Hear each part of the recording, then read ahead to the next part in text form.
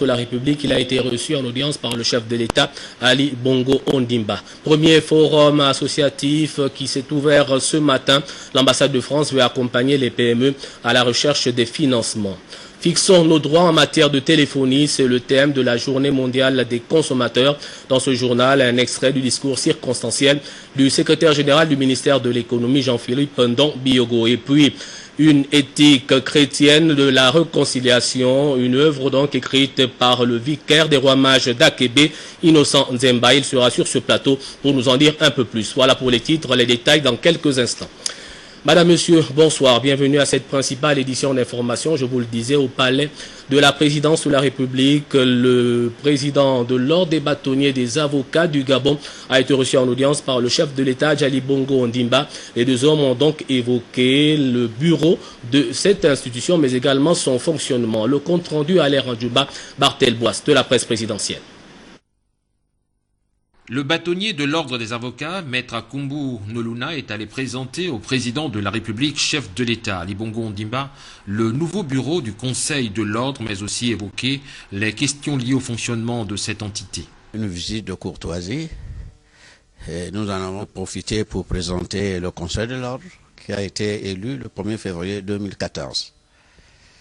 Puis on a pu aborder les problèmes de fonctionnement de la justice, la vie du barreau. Voilà l'essentiel.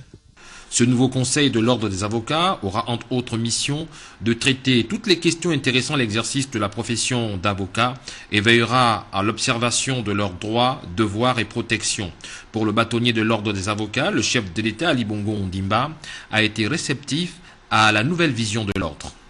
Nous avons eu des conseils, nous avons eu une réceptivité. Le président a été très réceptif par rapport aux problèmes que nous avons évoqués. Il a pris bonne note. On espère que d'ici là, il y aura des apports, des contributions. Satisfait de cette rencontre avec le chef de l'État Ali Bongo Ondimba, le nouveau bureau du Conseil de l'ordre s'inscrit dans une nouvelle dynamique de performance et de résultats.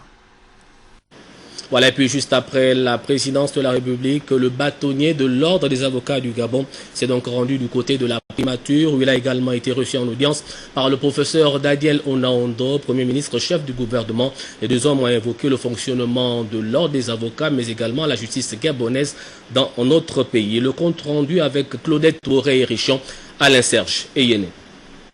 Cette rencontre entre le Premier ministre Daniel Onaondo et l'ordre des avocats était vivement attendue par ces derniers qui entendent insuffler une énergie nouvelle à cette institution.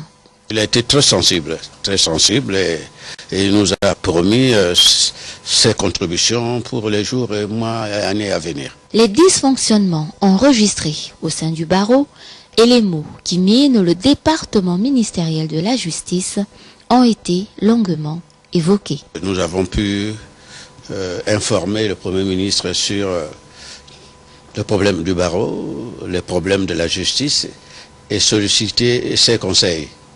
Vous savez très bien qu'il vient à peine d'être nommé, il n'était pas très au fait de certaines sensibilités de problèmes qui sont nombreux au niveau de la justice. Les avocats ont pris congé de leur hôte dans une atmosphère sereine, empreinte d'une volonté commune d'assainir le fonctionnement du pouvoir judiciaire au Gabon. Le commentaire de Teclair Mekwi Movono. Et puis juste après le bâtonnier, le Premier ministre chef du gouvernement a reçu le président des églises adventistes du 6e jour, mais également le directeur général de l'hôtel Okume Palace. Les deux parties ont donc parlé de l'avenir de l'Okume Palace, mais également de l'importance de l'église dans le processus de développement de la nation. Le compte rendu cette fois-ci avec Claudette Touré et Richon et Alain Serge Eyene. C'est avec une délégation d'hommes religieux que le Premier ministre Daniel Onaondo a débuté sa journée de travail. Il s'agit du président mondial des églises adventistes du 7e jour, le révérend pasteur Tid Claire Wilson, accompagné des représentants locaux. En mission régionale en Afrique, l'autorité religieuse résidente aux États-Unis a traduit au chef du gouvernement la détermination de son église, déjà présente dans plus de 200 pays dont le Gabon, a participé à l'épanouissement moral, spirituelle et intellectuelle du peuple gabonais. J'ai remercié le Premier ministre et même le gouvernement et bien sûr le président de ce pays pour la liberté religieuse que ce pays accorde leurs citoyens. Alors, nous avons expliqué, bien sûr, les activités de l'Église adventiste, qui est une Église mondiale. Je voudrais simplement indiquer que l'Église adventiste du 7e jour est toujours ici au Gabon d'aider la société, la culture, la population, avec l'optique de comprendre que une relation avec Dieu est vraiment la meilleure fondation pour la vie extraordinaire, pleine de succès. Nous voudrions établir un bureau régional ici au Gabon pour 5 pays de cette région. En deuxième heure, l'audience est plus commerciale et économique. Le professeur Onaondo devise avec Hans-Peter Duer, directeur général du groupe Okume Palace. Les échanges portent essentiellement sur la présentation du futur complexe hôtelier dont les standards devraient cadrer avec la politique nationale en matière de tourisme. On est venu pour présenter au Premier ministre ce que va devenir l'Okume Palace avec tous les travaux qui sont en marche à présent, pour les informer un peu sur le produit qu'on aura et un peu sur les délais de la continuation des travaux. On sera le plus grand hôtel, certainement l'hôtel le plus moderne du Gabon et de la région, et on se spécialisera certainement sur les conférences et les réunions. C'est ça qui sera le premier business, mais on reste bien sûr un hôtel d'affaires, surtout d'hommes d'affaires, de voyages d'affaires. Ces visites au chef du gouvernement lui permettent de rappeler la nécessité pour tous les partenaires au développement de s'inscrire dans la vision politique du chef de l'État, Ali Bongo Ondimba, et de respecter les lois en vigueur dans notre pays. Nous allons présent au palais Omar Bongo Ondimba du Sénat pour parler de cette visite des élèves magistrats en stage à la Cour des comptes du Gabon. Ils ont été reçus là-bas par le vice-président du Sénat, M. Léonard Andjembe. Le compte rendu, Guy Roger Lendira. Cette visite a donné l'occasion au bureau du Sénat d'échanger avec les élèves magistrats gabonais en stage à la Cour des comptes sur l'organisation du travail, la gestion du Sénat, les relations entre le Sénat et autres institutions, les règles de fonctionnement de l'institution, etc. À travers des questions pertinentes de la part des visiteurs, les sénateurs et fonctionnaires du Sénat ont expliqué le rôle joué par l'institution dans le vote de la loi, la procédure, la navette de la loi entre l'Assemblée et le Sénat, l'importance d'une commission paritaire entre les deux chambres lorsque la loi n'est pas votée en termes identiques. Les autres aspects de l'échange, l'importance du rapport annuel de la Cour des comptes, qui est un instrument important et qui permet de statuer sur la loi de règlement de l'année budgétaire de telle ou de telle autre année, le contrôle du budget de l'État par le Sénat et qui s'est fait de plusieurs manières, notamment par l'interpellation avec débat, les questions orales et écrites, les missions d'information et les missions d'enquête parlementaire. Échange fort apprécié dans son ensemble. Dans le cadre de ce stage, le Premier Président a émis le vœu que ces élèves magistrats rencontrent les institutions et administrations qui travaillent assez fréquemment avec la juridiction financière. Et aujourd'hui, c'était au tour du Sénat.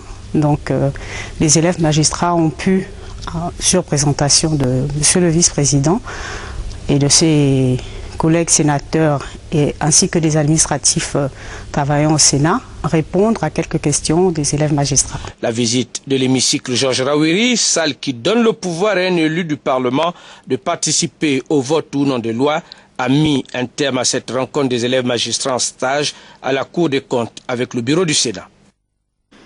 Pour être tout à fait complet avec cette visite, il faut préciser que le premier vice-président du Sénat, Léonard Andjembe, a apprécié la démarche de la Cour des comptes qui visait à faire en sorte que ses élèves magistrats en stage dans son institution puissent découvrir le fonctionnement de la haute chambre du Parlement.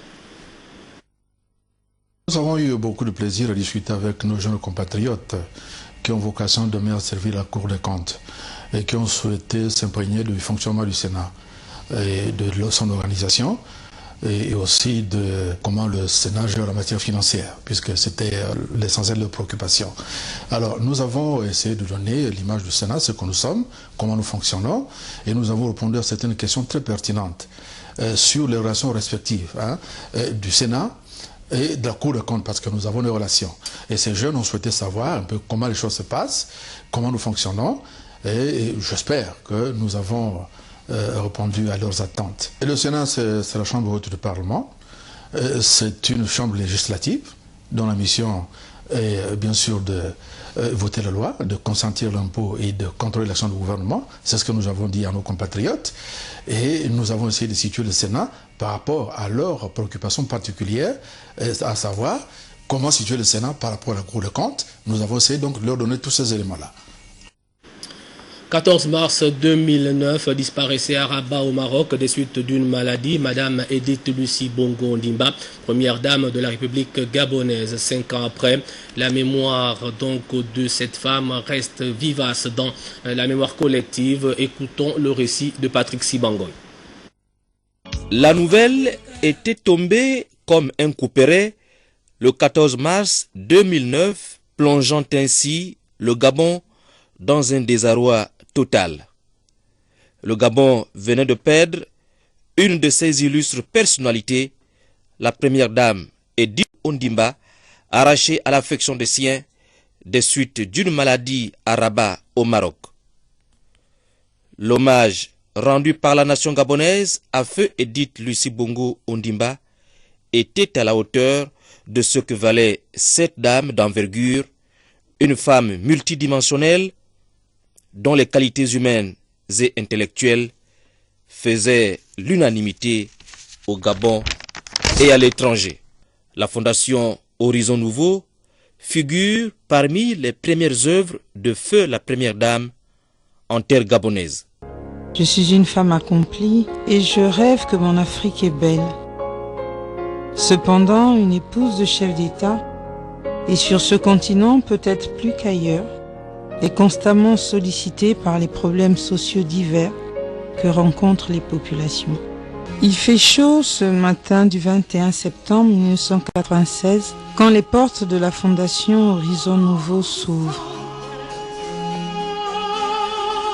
Femme d'exception, aux côtés d'un homme d'exception, Edith Lucie Bongo Ondimba a contribué efficacement à la réalisation du rêve de paix, de développement et de démocratie avec fascination, rêve de son mari. La défunte première dame fut le premier soutien de son époux, feu le président de la République, chef de l'État, Omar Bongo Ondimba. Présidente d'honneur de l'Union des femmes du Parti démocratique gabonais, feu Edith Lucie a mérité cette fonction politique. Cette femme au grand cœur restera à jamais gravée dans la mémoire collective gabonaise. Maman Edith, comme aimait appeler les Gabonais, sache que de là où tu te trouves, les Gabonaises et les Gabonais sont avec toi. Ils ne t'oublieront jamais. Maman Edith, continue de veiller sur tes enfants. Que le Très-Haut te protège à jamais. Pour la suite de ce journal, un invité sur ce plateau, il s'agit de M. Steve Nzego Dieko. Il est donc là pour nous parler de l'organisation des 46 ans du Parti démocratique gabonais. M. Nzego, bonsoir. Alors vous avez sûrement un communiqué pour donc le programme des manifestations. Je vous remercie. 12 mars 1968, 12 mars 2014, 46e anniversaire du Parti démocratique gabonais. Suite du programme officiel arrêté comme suit. Samedi 15 mars, lieu Jardin Botanique. 11h00, mise en place terminée. 11h30, 12h00, arrivée des militants et des groupes socioculturels. 12h00, 12h30, arrivée des partis amis. 13h, conférence débat sur le pacte social et l'investissement humain qui sera présenté par le directeur du Centre d'études politiques. Intervention politique du groupe parlementaire PDG, Assemblée nationale. Suivi du groupe parlementaire PDG du Sénat, que suivra les débats. 14h30. Remise des décorations du PDG, première vague. 15h00. Arrivée du distingué camarade président Ali Bongo Ondimba. Suivi de l'hymne du parti. Mot de bienvenue de la camarade déléguée nationale de l'Union des femmes du Parti démocratique gabonais. Allocution du camarade secrétaire général Faustin Boukoubi. Que suivra la remise de décoration deuxième partie et prestation des groupes socioculturels. Dimanche 16 mars, lieu stade de Nzayon. 13h00, 14h. Arrivée des militants et des spectateurs. 15h00. Arrivée du distingué camarade président Ali Bongo Ondimba. Suivi du mot de bienvenue du camarade délégué national UJPDG. Finale de la coupe du distingué camarade président Ali Bongo Ondimba. Et enfin, le showtime. Du vendredi 21 mars au 19 avril 2014. Célébration en différé dans les fédérations. Fin des manifestations. Voilà le programme. Alors vous êtes le directeur adjoint du Centre d'études politiques du Parti démocratique gabonais. Par rapport à ce qui a été dit, d'autres détails? Vous me permettez là rapidement de revenir sur la conférence débat qui sera prononcée par le directeur du Centre d'études politiques. Juste préciser deux choses. Premièrement, cette conférence s'inscrit ou se poursuit dans le prolongement de l'allocution du président de la République, son Excellence Ali Bongo Ondimba. Et l'esprit autour de cette conférence, en réalité, ne vise pas à redire ce qui a été déjà prononcé par le président de la République ou alors par le cabinet McKinsey. Il s'agit plutôt de, nous en tant que parti au pouvoir, Parti démocratique gabonais, de s'approprier, n'est-ce pas, si vous voulez, des mécanismes qui ont été mis en place, puisque nous avons là un travail qui a été fait de haut vol, n'est-ce pas, sur la conduite par le cabinet McKinsey sur un diagnostic benchmarking qui a été élaboré en 3 mois et une stratégie et un mode de déploiement. Donc il s'agit pour nous pas de revenir, n'est-ce pas, si vous voulez, sur les modalités ou les pistes déjà évoquées. Il s'agit dans ce débat de nous interroger et de regarder ensemble comment booster l'action affiché par le distingué camarade président. Voilà de manière lapidaire ce qui va constituer, si vous voulez, la trame de notre réflexion dès demain. Vous restez avec nous. Voilà, c'était M. Nzego Dieko. Il est donc venu nous parler du programme des manifestations marquant le 46e anniversaire du Parti démocratique gabonais. La suite du journal, je vous le disais en ouverture, avec l'ouverture ce matin du forum des projets associatifs à l'Institut français. Il s'agit donc pour ce forum, mais surtout de l'ambassade de France au Gabon, d'accompagner les entreprises gabonaises à la recherche de financement. Plusieurs personnalités ont pris part à cette ouverture, notamment les ministres des Affaires étrangères. Le compte rendu avec Joyce Lorna Awangi. Quel partenariat pour une solidarité de proximité? C'est autour de ce thème que s'est ouvert le premier forum des projets associatifs. Occasion pour les représentants de l'Union européenne et l'ONU-SIDA de réitérer leur engagement à soutenir la société civile tout en précisant les objectifs de la tenue de ce forum. Il vise des objectifs partagés par l'Union européenne. Le soutien aux organisations de la société civile et aussi parce qu'il rassemble les principales parties prenantes dans le processus de développement du Gabon qui ont aujourd'hui la possibilité de dialoguer et de renforcer les partenariats existants ou d'en créer de nouveaux.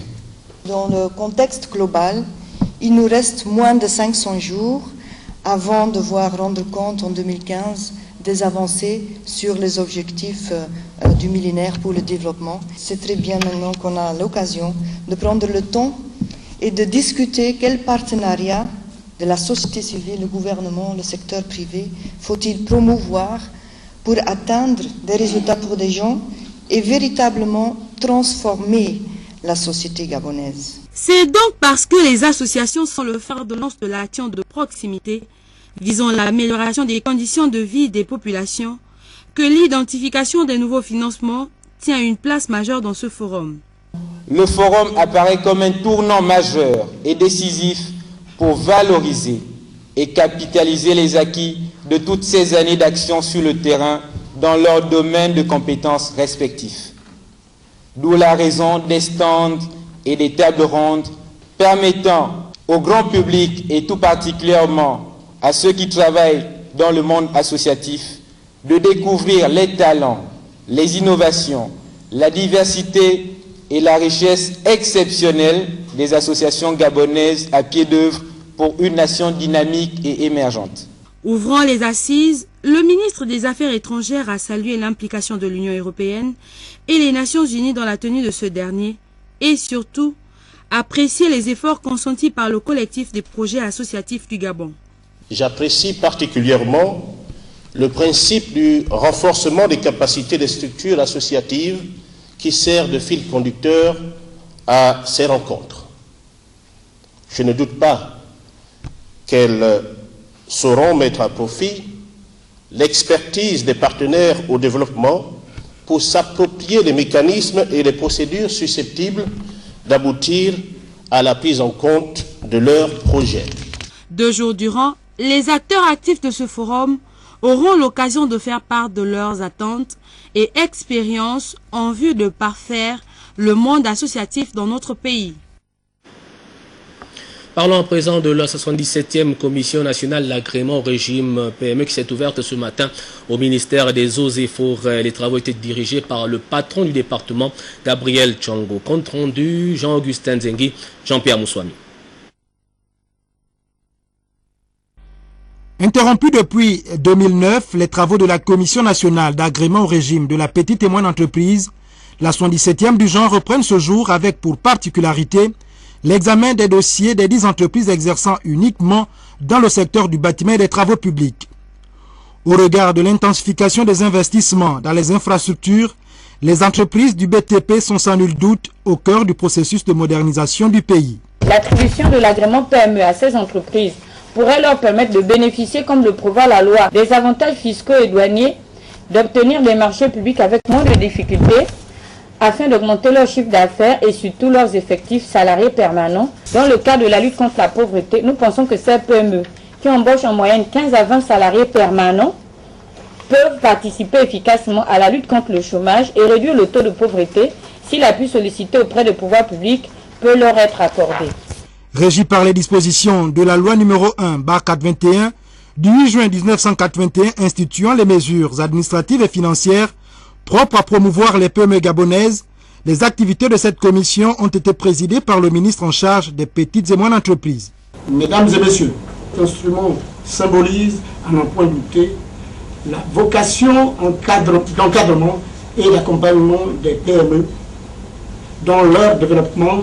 Il me plaît de référer aux ambitions politiques et économiques qu'affiche aujourd'hui, plus que jamais, notre pays pour exprimer, s'il en était encore besoin, l'obstination des plus hautes autorités desquelles Monsieur le Président de la République, chef de l'État, Son Excellence Ali Bongo Ondimba, a favorisé l'émergence d'une classe d'hommes d'affaires gabonais capable de booster notre économie et par conséquent de participer significativement à la guerre contre la précarité. Il faut dire que selon les nouvelles dispositions du Code des marchés publics, seules les PME détentrices de cet agrément pourraient avoir accès à la sous-traitance auprès des entreprises majeures dans le bâtiment et les travaux publics. Voilà, et puis suite au symposium qui s'est tenu dernièrement dans notre capitale, le ministre de la Défense nationale, Ernest Mpoepiga, a reçu en audience le responsable du Centre d'études stratégiques pour l'Afrique et une délégation à son cabinet. Le compte-rendu, Gervais Fabrice Sonjuga, Cédric Nzeng Ndo de TV2.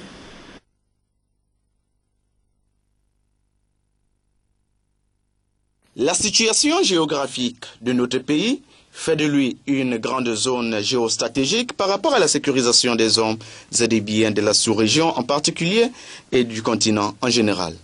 C'est donc au regard de cette importance que les dirigeants du Centre d'études stratégiques pour l'Afrique, CESA, ont opté d'organiser un symposium intergabonaise.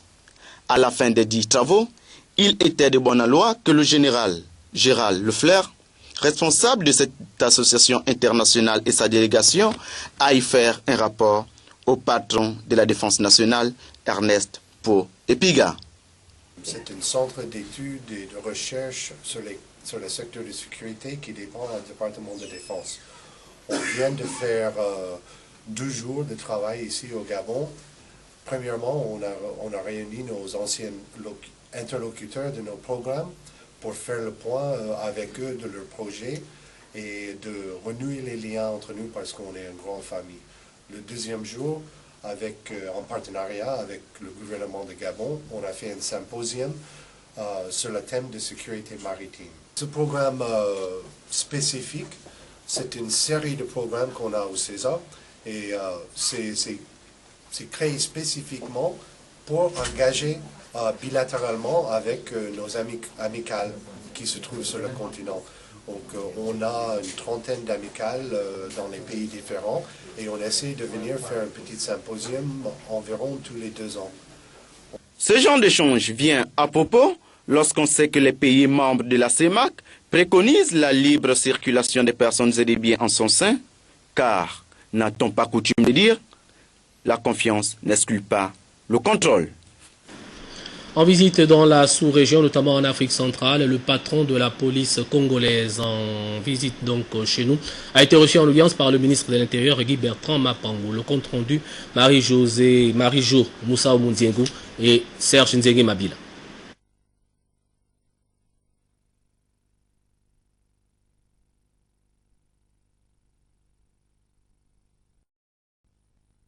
Le comité des chefs des polices de l'Afrique centrale. C'est à ce titre qu'il est en tournée dans la sous-région. Il était opportun que nous puissions faire une démarche de voir le ministre de l'Intérieur qui est patron de la police gabonaise pour lui rendre compte et en même temps lui rendre une visite disons de courtoisie, de civilité pour lui expliquer le bien fondé de notre mission à travers la sous-région de l'Afrique centrale.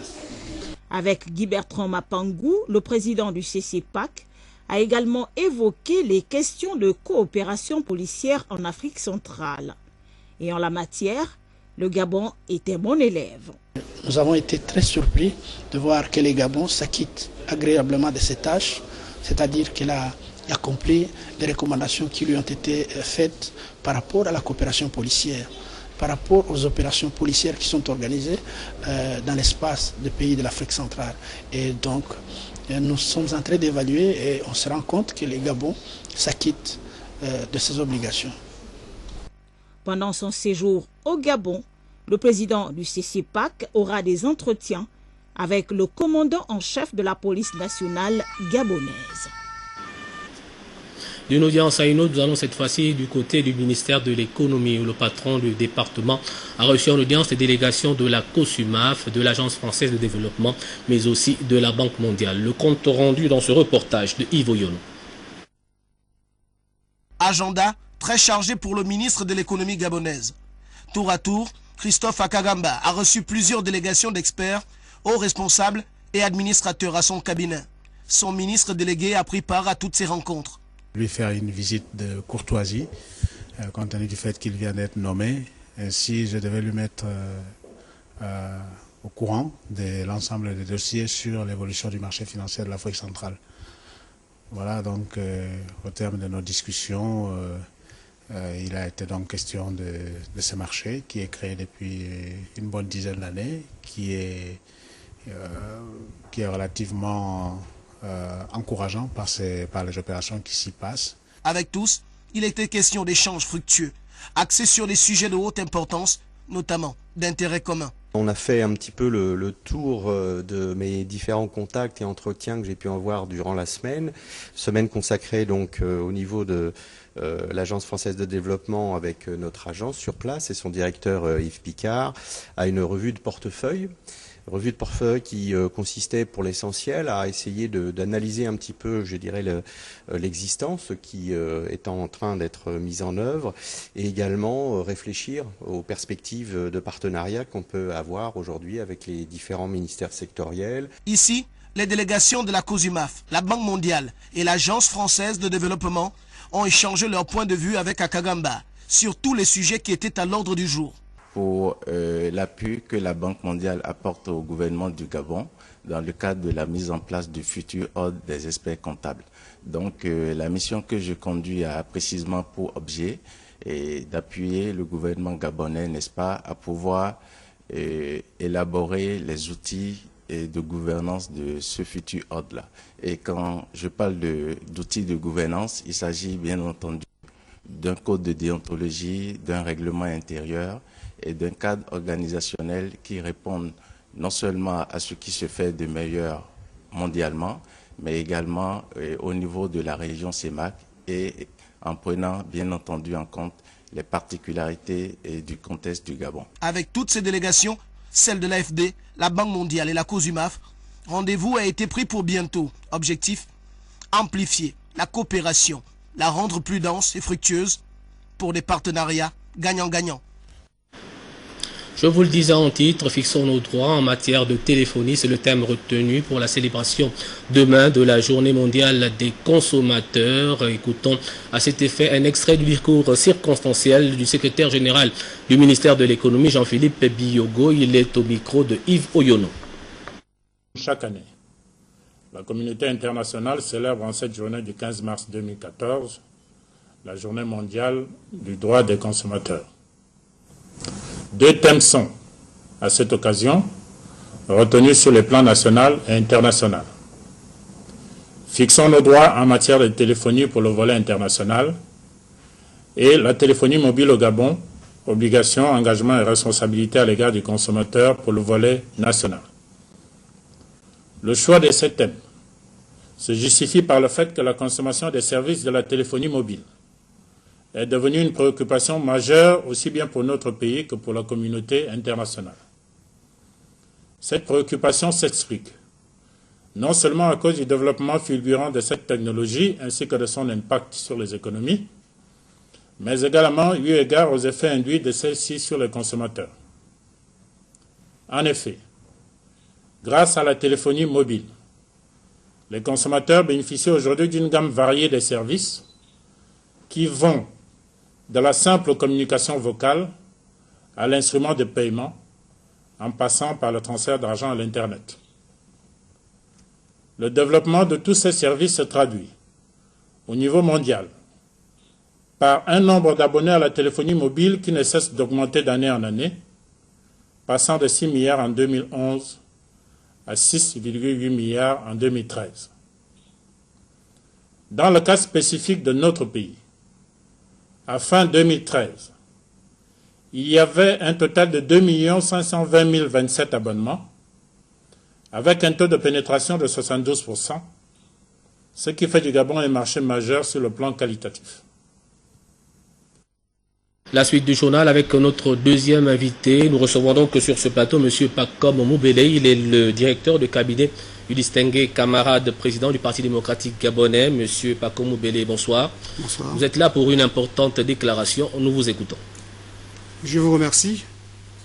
Par décision du distingué camarade président du Parti démocratique gabonais, en date du 14 mars 2014, sont nommés au sein du Parti démocratique gabonais secrétariat exécutif, secrétaire national à l'économie, à la promotion des investissements, à la création et à l'entrepreneuriat, camarade Emmanuel Bié, en remplacement du camarade Serge Enam Solé.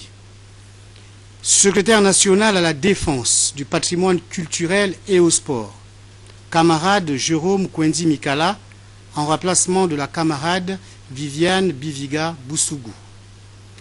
Conseiller du distingué camarade président, camarade Étienne Massar Kabinda, camarade Serge Enam Solé, camarade Christophe Akagamba.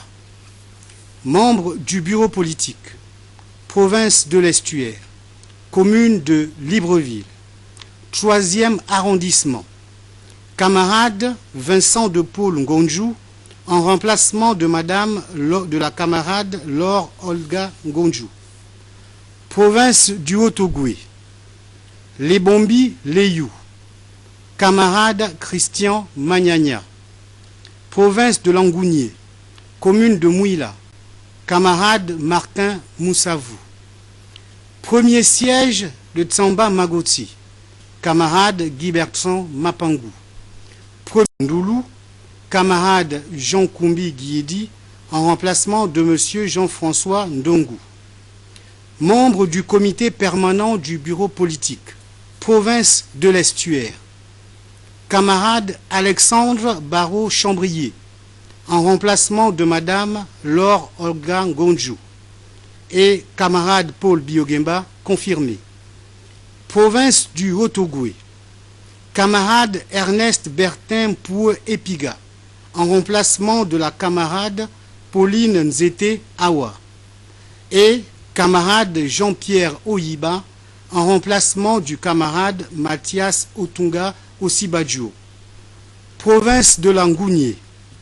Camarade Yves Fernand Manfumbi, en remplacement du camarade Jean-Norbert Diramba. Camarade Guibertson Mapangou, en remplacement du camarade Anastase Keba. Province du Wellington.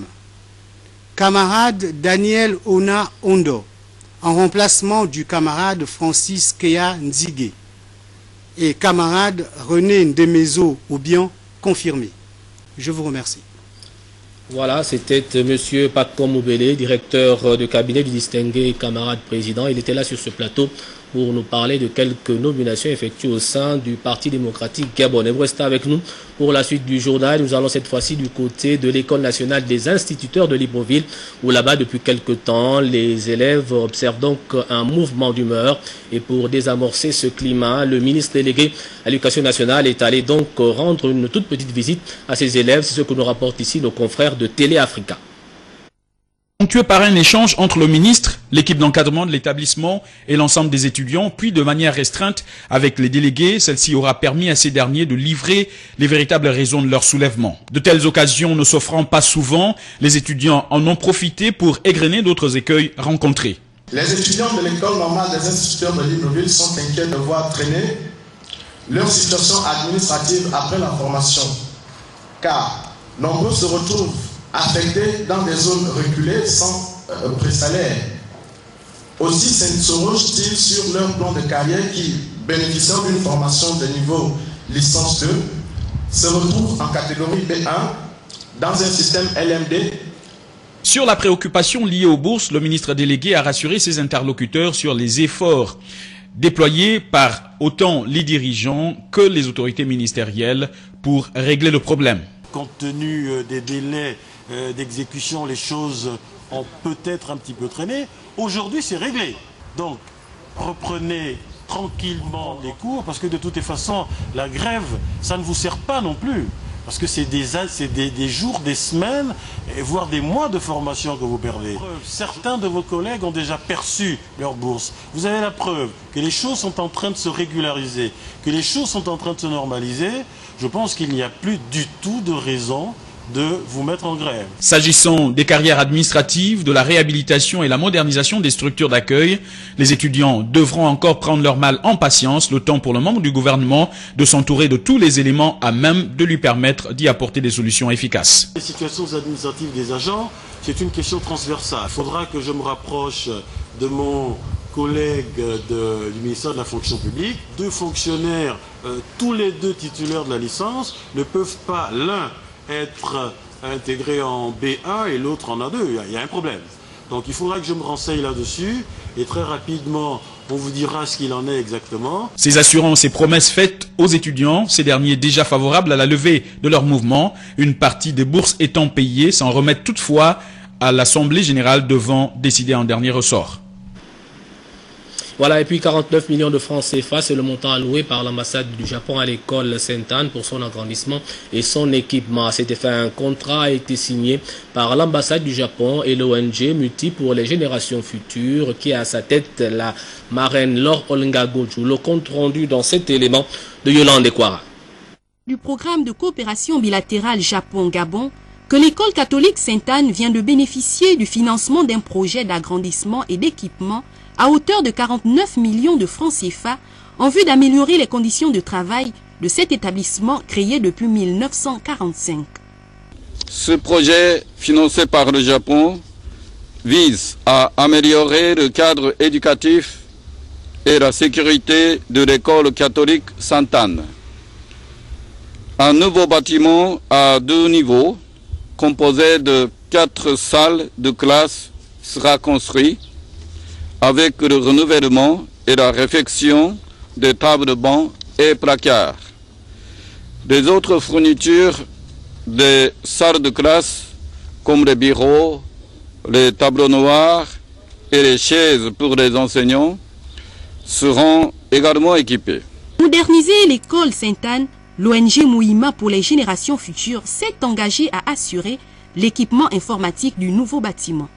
La Fondation, quant à elle, fournira tout l'équipement informatique. Cette contribution importante du gouvernement japonais participera à la sécurité humaine et vient renforcer ainsi la mission de la Fondation. Les bénéficiaires de ce don financé par le Japon, en collaboration avec l'ONG Mouima pour les générations futures, ont émis le souhait de voir ce projet se matérialiser.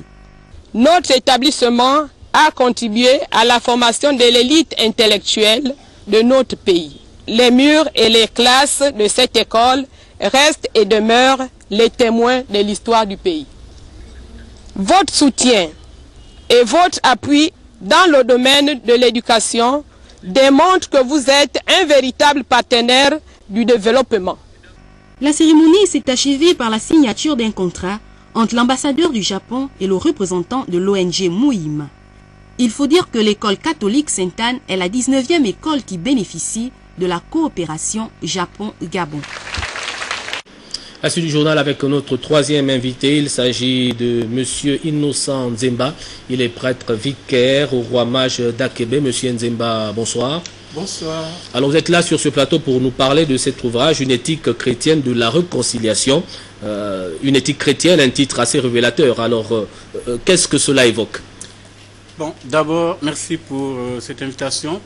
Je tiens d'abord à dire, parler de l'éthique, ça nous renvoie à un désir d'une vie accomplie avec et pour les autres dans les cadres d'institutions justes. Et la justice, c'est entendu comme droitesse de vie, harmonie avec Dieu, harmonie avec les autres. Et quand on voit le contexte de l'Afrique au sud du Sahara, de manière particulière, on se dit que l'Afrique a été ravagée par beaucoup de tragédies, avec beaucoup de guerres dans la région des Grands Lacs, dans beaucoup d'autres pays comme la Côte d'Ivoire, la République centrafricaine récemment. Alors, en cette année de réconciliation, sur demande de l'archevêque Basile Mveyengon, on a souhaité mettre sur pied un document qui peut nous aider, nous chrétiens, l'Église catholique et tout chrétien, et toute personne de bonne volonté, à réfléchir sur la question de la réconciliation en vue de pacifier et nos États et nos familles. Donc dans ce livre, en fait, j'ai essayé d'aborder, ou mieux, étudier les différentes situations, des drames, des crises, des guerres ou des conflits, des zones comme les pays des Grands Lacs, une grande poudrière et d'autres pays, et aussi dire comment et pourquoi on est arrivé là.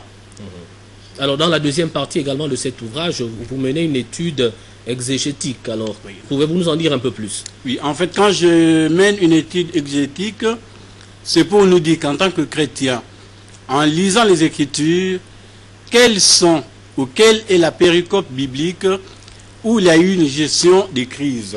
Et c'est là que, en lisant Matthieu 5, 21-26, qui a même un titre révélateur, Meurtre et réconciliation, on part des Écritures pour que nous, chrétiens, on peut se dire, voilà ce que les Écritures nous disent, pour essayer de concilier l'inconciliable apparent, pour redresser la loi du Christ, qui est la loi de l'amour, et partant de nos cultures, redresser l'arbre à palabres, ou l'arbre d'initiation, où il fallait s'asseoir autour d'un arbre pour se parler entre frères et laver le linge sale en famille.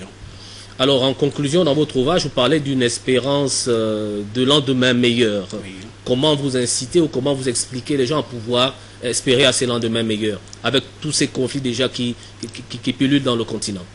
Évidemment, on ose croire à de lendemains meilleurs au nom de nos convictions de foi, évidemment. on se dit que si nous arrivons à faire nôtre les belles paroles des Écritures, en particulier la loi du Christ, qui est la loi de l'amour, on accepterait l'autre différent de moi comme une richesse et non pas comme un ennemi. Et on est capable de composer ensemble pour construire notre société et même construire nos familles qui sont aussi les lieux de conflit. Alors où est-ce qu'on peut se procurer cet ouvrage? Donc l'ouvrage sera présenté officiellement demain au Petit Séminaire Saint-Jean à 17h. Donc on pourra le trouver sur place. Sinon à la bibliothèque, plutôt à la librairie de Roi Majda Kébé. Merci. Voilà, c'était M. Innocent Nzemba Mwanda qui est venu donc nous parler de cet ouvrage, Une éthique chrétienne de la réconciliation. Restez avec nous par la présence du Conseil africain et malgache pour l'enseignement supérieur qui reçoit le soutien de la France dans le cadre de la mise en place du plan stratégique de développement du CAMES. Cet appui financier a permis à l'institution de lancer son programme de doublure virtuelle dénommé Silhouette. Le compte rendu, Patrick Simango. Le siège du Conseil africain et malgache pour l'enseignement supérieur, situé dans la zone des 1200 logements à Ouagadougou, a accueilli l'ambassadeur de France au Burkina Faso, son Excellence Gilles Thibault, venu accompagner le CAMES dans la mise en place de son programme de doublure virtuelle dénommé Silhouette CAMES, un programme de dématérialisation de toutes les activités et programmes du CAMES qui fut une promesse et une réflexion partagée lors de la campagne en vue de l'élection du professeur Bertrand Bati au secrétariat général de l'institution. Le déploiement d'un système de visioconférence, la mise en forme de gestion des programmes CAMES et OIPA sont les développements prévus par le programme Silhouette qui ambitionne à terme de connecter de manière virtuelle les universités de son espace autour de ces activités. Le renouvellement de nos infrastructures, gage de vitalité de notre organisme, répond à la nécessité pour le CAMES de se distinguer désormais dans la qualité et la pertinence dans le concert d'autres organismes à compétences similaires. C'est le lieu de vous remercier, Monsieur l'ambassadeur, pour votre vision participative à la construction d'un enseignement supérieur et d'une recherche dynamique au service du développement de nos États. Sans cette contribution qui vient fort heureusement relayer l'effort des États membres, le secrétariat général du CAMES ne pourrait remplir convenablement ses missions tout en soutenant la compétition qu'impose le contexte mondial actuel. Dès sa validation de la 9e session du Conseil des ministres de Ouagadougou, le CAMES a pris l'option de solliciter immédiatement un financement de la coopération française et l'histoire lui en a donné raison. Je profite de cette occasion d'avoir des représentants de vos différents pays pour faire passer une préoccupation commune qui est celle que votre institution et vos pays offrent à leurs étudiants des formations adaptées aux besoins d'aujourd'hui. C'est-à-dire que nous, l'université française, et vous en êtes pour certains les héritiers, pendant assez longtemps, même encore aujourd'hui, on a aimé former des docteurs sur des sujets très très spécifiques et très pointus. Alors je crois qu'il faut continuer à le faire, mais il faut absolument élargir les domaines de compétences de nos étudiants pour que, effectivement, ils puissent très rapidement rentrer dans le monde du travail et être en capacité de répondre aux défis qui sont les vôtres aujourd'hui. L'appui de la coopération française permet au CAMES de se doter d'outils performants et efficaces d'intégration technologique. Le plan stratégique offre au CAMES donc l'opportunité de se surpasser, de repenser ses modèles, de réinventer l'enseignement supérieur, refonder l'éducation et remodeler la jeunesse au cœur du développement. La communauté monétaire et de l'Afrique centrale célèbre la 6e édition de la journée de la CEMAC. L'événement a été l'occasion donc pour les initiateurs d'installer les clubs d'intégration régionale dans les établissements secondaires de Libreville et d'Ovendo. Le compte rendu Filka Biyongo Arnaud Menge. Promouvoir la paix et la solidarité des peuples de la CEMAC pour une intégration renforcée.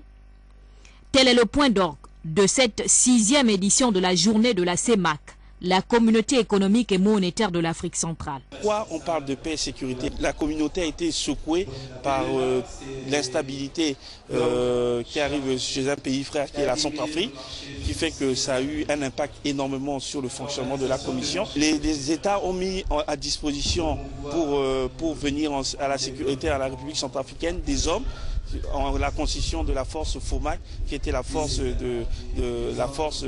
au niveau de la CEMAC, qui était dirigée au niveau de la CAC, et également l'apport en termes, une contribution financière énorme que les chefs d'État ont apporté, les États de la sous-région, que l'on évalue actuellement à plus de 59 milliards. L'organisation de la dite journée vise à faire connaître l'institution communautaire à travers les 6 États membres qui la composent. La CEMAC a pour objectif la constitution des marchés communs qui tiennent compte du libre-échange des biens et services, un tarif extérieur commun et la libre circulation des personnes et des biens. Nous avons avancé sur la mise en place de la libre circulation, circulation des personnes qui n'est pas encore totalement effective, mais on sait qu'au niveau de 4 pays, il y a une libre circulation. Donc, nous, en ce moment, nous nous battons au niveau de la Commission.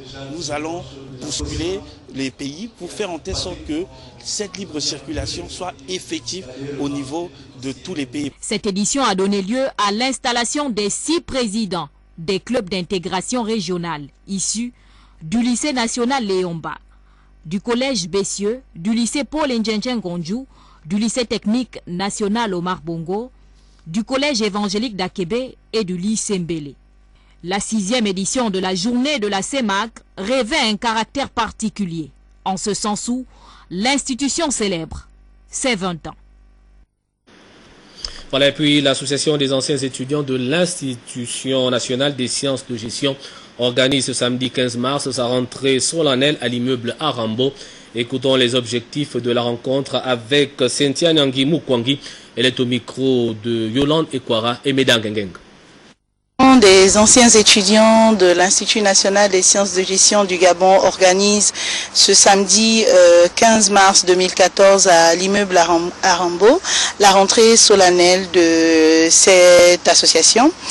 Alors nous, à la faveur de notre déploiement pour cette année, nous souhaitons rencontrer tous les anciens, toutes promotions confondues depuis le début de cet institut, ce jour, pour essayer d'échanger, de partager, mais aussi d'adapter la stratégie de cette année aux réalités du moment, aux réalités professionnelles du moment. Donc sont conviés à ce grand rendez-vous les anciens de l'école, les étudiants en fin de cycle et également les étudiants même qui sont en début de cycle, parce que l'objectif pour nous en fait c'est de constater sur le terrain quelles sont les difficultés que chaque partie prenante peut rencontrer, réunir nos efforts, nos propositions, nos contributions pour pouvoir faire sortir de ces échanges un plan d'action qui soit au mieux adapté à la réalité professionnelle du moment.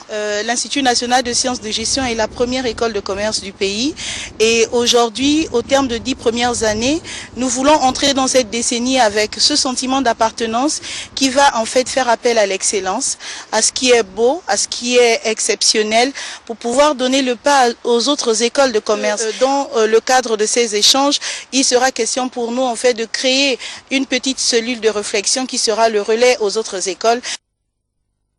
Voilà pour la fin du journal, c'est communiqué. Le président national de l'Alliance pour le renouveau syndical au Gabon, ARESGA, M. Emmanuel Vemba, invite les responsables des organisations syndicales, ONG, associations à bien vouloir prendre part à une importante réunion d'information qui aura lieu au siège du CAP 6 en Kembo, derrière la paroisse Saint-Michel, le samedi 15 mars 2014 à 10 h très précise. Au cours de cette réunion, le bureau exécutif fera une importante communication.